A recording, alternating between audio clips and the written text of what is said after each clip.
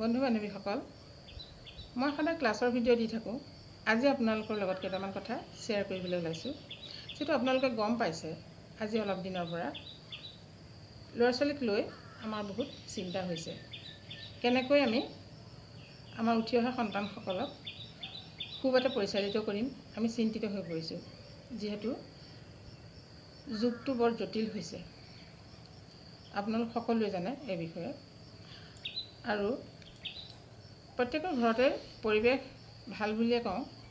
কাৰ ঘৰতনো পৰিৱেশ বেয়া কৰি ল'ৰা ছোৱালী ডাঙৰ কৰিব। তথাপি আমি তাৰ মাজতে কিছুমান কথা চিন্তা কৰিব লাগিব। এই যে আজিকালি ল'ৰা ছোৱালীবিলাকে বয়স অনুপাতে তেওঁলোকে নিজৰ মতে চলিবলৈ লৈছে। আমি কি কৰা উচিত? মই অন্য কিছুমান কথা ক'বলৈ নাযাওঁ। কেঁচুৱাৰ পৰা ভাল পৰিৱেশত ডাঙৰ হোৱা এইখিনি সকলোৱে জানে আৰু সকলোৱে কৈ আছে। কিন্তু কথা হ'ল কি, প্ৰায় 9-10 মান পোৱাৰ পৰা আমি আমাৰ সন্তানসকলক চকু দিয়া উচিত। আৰু সেই চকু দিয়াৰ সময়ৰ আগতেই কেঁচুৱা অৱস্থাৰ পৰাই সন্তানক আপুনি সেইবাটে পৰিচালিত কৰিব লাগিব। প্ৰথম কথা, আমি আমাৰ সন্তানক মৰম কৰিব লাগিব। সকলোৱে মৰম কৰে নিজৰ সন্তানক, কিন্তু এই মৰমৰ মাজতে আমি শাসনো কৰিব লাগিব। এইখিনি আমি সকলোৱে জানো। কিন্তু এটা কথা আপোনালোকে মনত ৰাখিব, পেৰেণ্টছসকল চাকৰিৰ সূত্ৰে সন্তানক সময় দিব নোৱাৰে।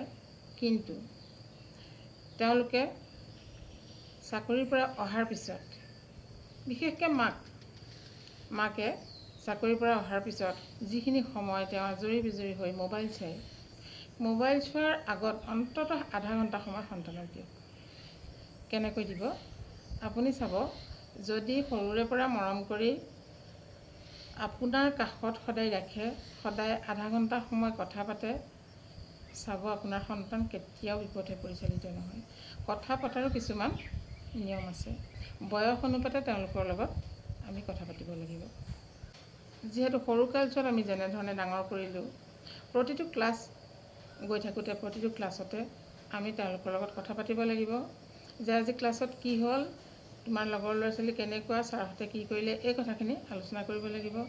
ক্লাছ 9 পোৱাৰ লগে লগে, 8-9 পোৱাৰ লগে লগে চাব, ল'ৰাই হওক ছোৱালীয়ে হওক অকণমান গহীন হয়। আৰু তেওঁলোকৰ লগত সেই যে ক'লোঁ আধা ঘণ্টা সময় দিবলৈ, আপুনি দিবই লাগিব। আপুনি চাকৰি কৰক বা যিয়ে নকৰক, সময় থাকক নাথাকক, মাকগৰাকীক কৈছোঁ, যদি মাক নাথাকে কাৰোবাৰ, তেতিয়া বৰমাক খুৰীয়েক কোনোবা থাকিলেও বা দেউতাক হ'লেও আধা ঘণ্টা সময় সেই সন্তানটিৰ লগত বন্ধুসুলভ ব্যৱহাৰ কৰক। আৰু তেওঁলোকৰ লগত এনেকৈও কথা পাতক, যিখিনি কথা তেওঁলোকে ভিতৰত ভাবিবলৈ আৰম্ভ কৰে। নিশ্চয় কিছু লোকে ধৰিব পাৰিছে, 8-9-10 পৰা, প্ৰায় 8 মানৰ পৰাই ল'ৰাই হওক বা ছোৱালীয়ে হওক নিজৰ ওপৰতে তেওঁলোকে কিছুমান কথা চিন্তা কৰি থাকে। আৰু সেই কথাখিনি আপোনালোকে খোলাকৈ তেওঁলোকৰ লগত আলোচনা কৰক। কেনেকৈ কৰিব? যাতে দ্বিতীয় ব্যক্তি ঘৰখনত নথকা সময়ছোৱাত দুয়ো একেলগে হাঁহি ধেমালিৰে বহি লাহে লাহে আপোনালোকে তেওঁলোকৰ লগত ভিতৰুৱা কথা পাতিব। একেদিনাই আপোনালোকে সকলো কথা নক'ব। লাহে লাহে সন্তানটিয়ে আপোনাৰ লগত সকলো কথা পাতিব। যেতিয়া ক্লাছ 9-10 পায়, তেতিয়া তেওঁলোকৰ মনোভাৱবিলাক কি হয়, সেইবিলাকো আপোনালোকৰ আগত তেওঁলোকে নিঃসংকোচে শ্বেয়াৰ কৰিব। খালি অকলে পাতিব লাগিব দুজনে। তেনেকৈ আপোনালোক দুজন বন্ধু হৈ সদায় তেওঁলোকক আধা ঘণ্টা সময় দিয়ক। ওলাব, যিহেতু আমি সকলোৱে পইচা কিয় ঘটিছোঁ? আমাৰ সন্তানৰ কাৰণে। আমি যিমানেই সুখত খাই বৈ নাথাকোঁ কিয়, আমাৰ সন্তান যদি ভাল নহয়, আমি কেতিয়াও সুখ নাপাওঁ। আপোনালোকে সময় দিয়ক। চাব, নিশ্চয় সন্তান আপোনালোকৰ লগত একমত হ'বই, কেতিয়াও বিপথে পৰিচালিত নহয়। ঠিক আছে? তাৰ আগতে মই আৰু এটা কথা কওঁ। চাব, যেনেকৈ কেইটামান চাউল সিজিবলৈ 3টা উধানৰ প্ৰয়োজন, ঠিক তেনেকৈ এটা সন্তান ডাঙৰ হ'বৰ কাৰণে, এটা সন্তান সুপথে পৰিচালিত হ'বৰ কাৰণে 3জন ব্যক্তিৰ একেলগ হ'বই লাগিব। সেয়া শিক্ষক, পেৰেণ্টছ অথবা গাৰ্জেন আৰু ষ্টুডেণ্টছ। সেই ষ্টুডেণ্টগৰাকীৰ লগত কি হৈছে, ছাত্ৰ বা ছাত্ৰীগৰাকীৰ লগত আজি স্কুলত কেনেকুৱা হ'ল ব্যৱহাৰ পাতি বা পঢ়া শুনা সকলো কথাখিনি আপুনি শিক্ষকজনৰ লগত পাতিব লাগিব। অন্ততঃ অতি কমে সপ্তাহটোত এটা দিন। প্ৰথম যেতিয়া তেওঁলোকক এডমিশ্যন দিবলৈ দিব, ক্লাছ 6 হওক 7 হওক বা 11 হওক, যোন ক্লাছতে যি ক্লাছতে আপোনালোকে এডমিশ্যন দিবলৈ নিয়ে, সেইদিনাখন আপোনালোকে চমজাই থৈ আহিব। নিশ্চয় জানে সকলোৱে এই কথাখিনি, মই বেছিকৈ কৈছোঁ বুলি আপোনালোকে নাভাবিব। চমজোৱা মানে আপোনালোকে এনেকৈ ক'ব, মাত্ৰ শিক্ষা ল'বৰ কাৰণে মই ল'ৰাটো বা ছোৱালীজনী আপোনালোকৰ ইয়াত থোৱা নাই। চাৰিত্ৰিক গঠনৰ দিশটো যাতে ভাল হয়, চাৰিত্ৰিক গঠনৰ দিশটো যাতে ভাল হয়, তাৰ কাৰণে আপোনালোকে চকু দিব বুলি মই আশা কৰিলোঁ। আৰু মই খবৰ খাতি লৈ থাকিম। আপোনালোকে চাব, শিক্ষক আৰু গাৰ্জেন একেলগ হৈ থাকক। সদায় নোৱাৰিলেও আপোনালোকে মাহেকত 2 দিন হ'লেও আপোনাৰ সন্তানটোৰ খবৰ ৰাখক। কেতিয়াও বিপথে পৰিচালিত নহয়। আৰু আপোনাৰ সন্তানৰ লগত আপুনি বন্ধুসুলভ কথা পাতক। কেতিয়াও আপোনাৰ সন্তান বিপথে পৰিচালিত নহয়। আপোনাৰ সন্তানে কিবা এটা বস্তু খালে আপুনি নোখোৱাকৈ আগত সন্তানে নাখায়। ক'ত যাওঁ আপোনাক কৈ যাব, চাব ইমানেই আপোনাক ভাল পাব, আপুনি দুখ পোৱা কাম একোৱেই কৰিবলৈ আগনবাঢ়ে। প্ৰতিটো কথাই আপোনাক জনাব। আৰু এইখিনি কাম কৰোঁতে কিছুমান কৌশল আছে। সেই কৌশলৰ যোগেদি আপোনালোক আগবাঢ়ক। আপোনালোকৰ সন্তান এজন ভাল ব্যক্তি হ'বই। আৰু শিক্ষকৰ লগত গাৰ্জেনে যেতিয়া কথাবিলাক আলোচনা কৰা হয়, যিহেতু আমাৰ গাৰ্জেন মিটিং দিয়া হয়, গাৰ্জেন মিটিঙত আমি যাওঁ, সেইখিনি আমি আলোচনা কৰোঁ।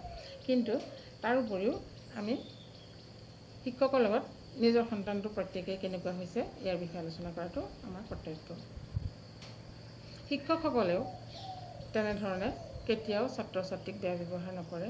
যদি কোনোবাই নোৱাৰে তোমালোকে কাইলৈ কৰি আনিবা বা কিবা এটা এনেধৰণৰ কয়, যদি ছাত্ৰ বা ছাত্ৰীগৰাকী অকণমান বেয়া ব্যৱহাৰৰ লক্ষণ দেখে, তেতিয়া শিক্ষকে অকণমান টানি ক'বই। তাৰ ওপৰতো যদি ষ্টুডেণ্টে বেছিকৈ কয়, তেতিয়া শিক্ষকৰ খং উঠে। আৰু সেইবিলাক আচলতে গাৰ্জেনৰ লগত আলোচনা কৰিব লাগে প্ৰথম। তাৰপিছতে তেওঁলোকৰ বিষয়ে আমি কেনেকৈ ভাল কৰিব পাৰোঁ, কিয়নো তেনেকুৱা হৈছে, এইখিনি আমি অন্ততঃ ডাঙৰ দুজনে, শিক্ষক আৰু গাৰ্জেনে কথা পাতি বা পেৰেণ্টছে কথা পাতি আমি আগবাঢ়িব পাৰোঁ। ইয়াতে এটা কথা হ'ল, আচলতে সন্তান কেতিয়াও মোৰ নহয়, আমাৰ। এতিয়া আমাৰ সকলোতে প্ৰায় সকলোতে একক পৰিয়াল।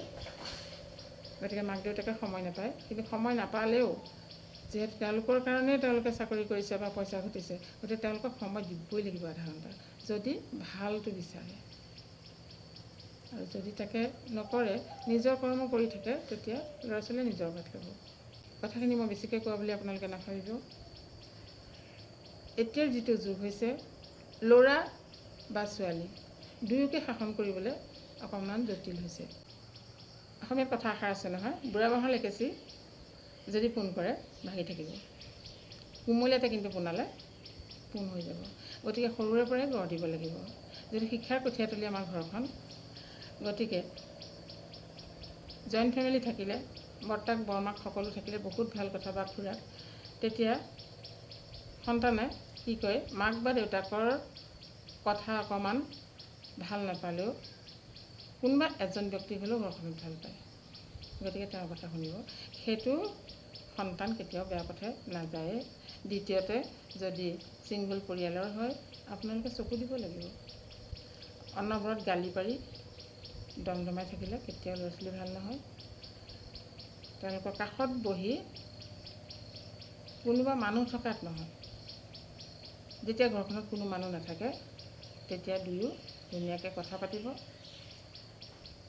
কথা পাতোঁতে চাব, নিজৰ মনৰ কথাখিনি কৈ দিব। আৰু সদায় যদি এনেকৈ বন্ধু হৈ থাকে, কেতিয়াও আপোনাক দুখ নিদিয়ে। এইটো সঁচা কথা। আৰু এইটো মই সঁচা কথা ক'বলৈ গ'লে মই প্ৰমাণ পাইছোঁ। আপোনালোককো জনালোঁ। বিশেষকৈ অলপ দিনৰ আগত যিটো কথা আমি শুনিলোঁ শিৱসাগৰৰ, নিশ্চয় আপোনালোক সকলোৱে জানে। তাৰ ওপৰত ভিত্তি কৰিয়ে আমাৰ বহুতে এই বিষয়ে আলোচনা কৰিছে। সেইকাৰণে ময়ো দুআষাৰ কথা ক'লোঁ। আপোনালোকৰ সন্তান ভাল হওক, সন্তান সদায় সুপথে পৰিচালিত হওক, তেতিয়াহে আমাৰ সমাজখন সুন্দৰৰূপে পৰিচালিত হ'ব। আমাৰ সমাজত বহুতো বেয়া বস্তু আছে, সেইখিনিৰ পৰা আঁতৰত যিবিলাক সন্তানক ৰাখিব পাৰে সেইসকলহে প্ৰকৃত অভিভাৱক, প্ৰকৃত শিক্ষক। আৰু আমাৰ সন্তান সদায় শিক্ষকৰ কাষত আৰু অভিভাৱকৰ কাষত থাকে, সদায়েই। না কলেজ হওক, স্কুল হওক, যিয়ে ইউনিভাৰ্চিটি হওক, প্ৰতিখন বিদ্যালয় মহাবিদ্যালয়তে যেতিয়া আপোনালোকে এডমিশ্যন দিবলৈ যাব, চাৰিত্ৰিক গঠনৰ কথাটো কৈ চমজাই থৈ আহক, চাব। ঠিক আছে, মোৰ কথাকেইটা কেনে পালে জনাব। নেক্সট ভিডিঅ'ত লগ পাম। Thank U.